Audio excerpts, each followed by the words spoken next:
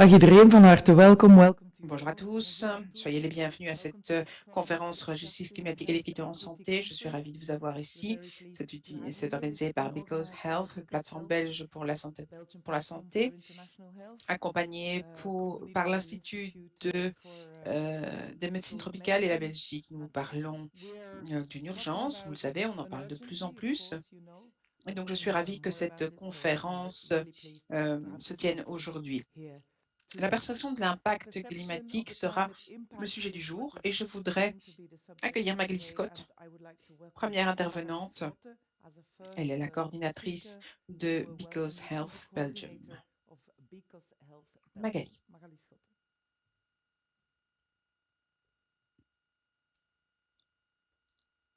Chers participants, il y a maintenant près de 50 ans que le Club de Rome a remis en question la viabilité de la croissance continue au sein de l'empreinte écologique. Il y avait un message d'espoir communiqué également. Il pensait que la race humaine pouvait créer une société dans laquelle chacun pourrait prospérer sur cette planète Terre. La condition préalable, toutefois, était que nous limitions nos demandes d'énergie et de ressources.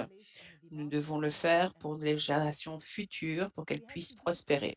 L'étude a été traduite en plus de 30 langues et le livre s'est vendu à plus de 16 millions d'exemplaires à ce jour. Pourtant, près de 50 ans plus tard, ce message n'est toujours pas bien compris. Dans les années qui ont suivi, des messages alarmants nous sont venus de l'Arctique, par exemple, où la calotte glaciaire fond à un taux exponentiel et l'ours polaire perd le territoire nécessaire pour survivre. D'ici 2100, l'ours polaire pourrait être complètement éteint. Des militants tout autour du monde se sont levés et ont demandé une attention urgente pour sauver cet ours polaire. On était touchés, on était désolés pour ce brave ours polaire solitaire. Mais soyons honnêtes, cet ours polaire vit de l'autre côté du monde. Les générations futures sont bien éloignées de nos vies quotidiennes. En avons-nous vraiment quelque chose à faire? Apparemment, pas tant que ça. Les calottes glaciaires fondent toujours et le climat se réchauffe chaque année. Les effets du changement climatique ont tout d'abord été ressentis dans les pays à faible et moyen revenu. Ceux qui ont contribué le moins à la crise climatique ont été les premiers à souffrir du réchauffement mondial. La météo change, et les agriculteurs ne peuvent plus prévoir leurs récoltes et les gens ont du mal à garder la tête hors de l'eau.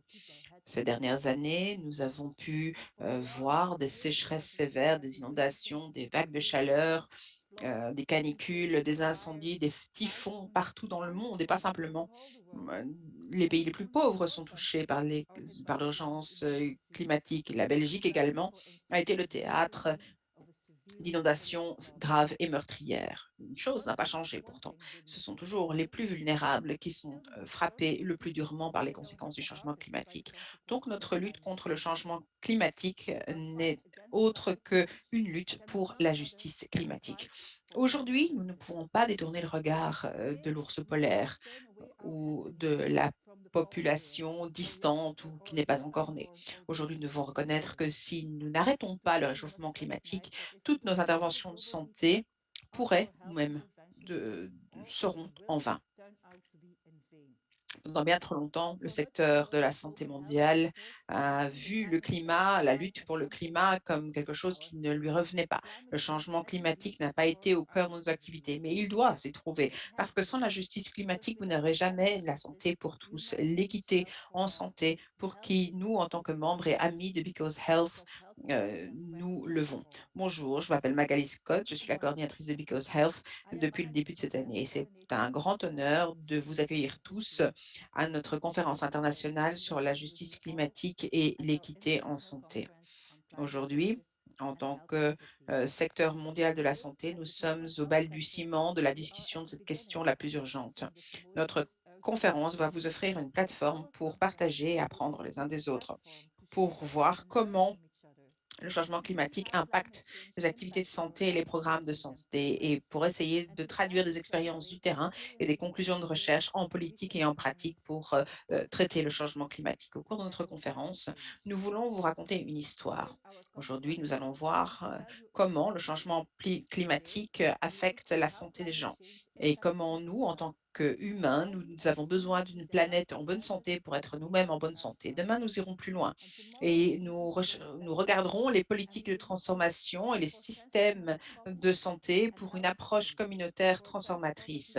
L'inspiration qui viendra de vous tous pour nous aider à reconstruire notre société et nos systèmes de santé de façon juste, socialement et économiquement parlant, tout en respectant les limites de notre planète. Cette conférence n'est pas la fin, ce n'est que le début. Nous allons mettre sur pied un groupe de travail Because Health, un groupe de travail donc sur la justice climatique et l'équité en santé pour avancer les conclusions de la conférence et pour développer un éventail d'activités qui se concentreront sur l'urgence climatique, la transformation et la manière dont les professionnels de santé peuvent y contribuer. Pour cette conférence, nous avons choisi de donner la parole aux groupes de population qui, bien souvent, ne sont pas vraiment écoutés ou entendus lors des conférences de haut niveau. Nous sommes impatients d'accueillir de nombreux intervenants jeunes, autochtones et féminins. Leurs voix peuvent être une nouvelle inspiration dans ce débat et peut nous aider vers la justice climatique et l'équité en santé. Je suis ravie de pouvoir être ici, de vous accueillir à notre conférence. Comme vous le comprenez, ça a été particulièrement compliqué d'organiser cet événement.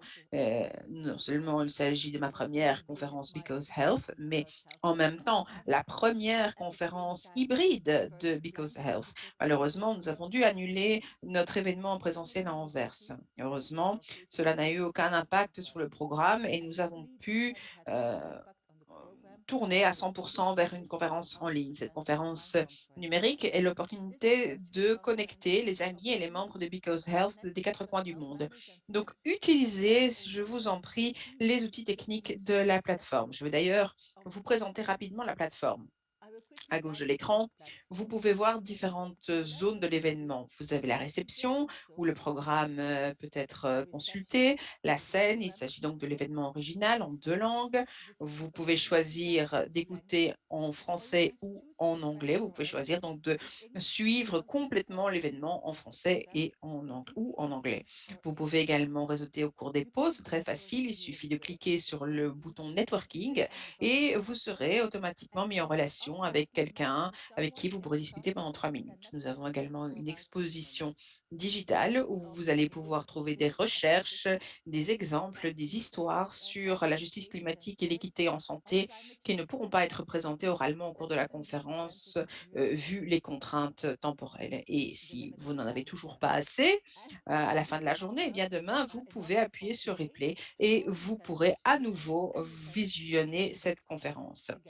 À droite, vous avez différentes options d'interaction. Vous avez tout d'abord le fil de discussion, le chat, vous pourrez chatter avec tout le monde. Vous avez également les questions-réponses afin de pouvoir poser des questions aux intervenants. Vous avez également les sondages où des questions vont apparaître de façon régulière et en cliquant sur People Link, vous pouvez envoyer un message à quiconque, un message privé, simplement en cliquant sur le nom. Et si vous ne vous y retrouvez pas dans cette jungle numérique, vous pouvez vous adresser au helpdesk virtuel.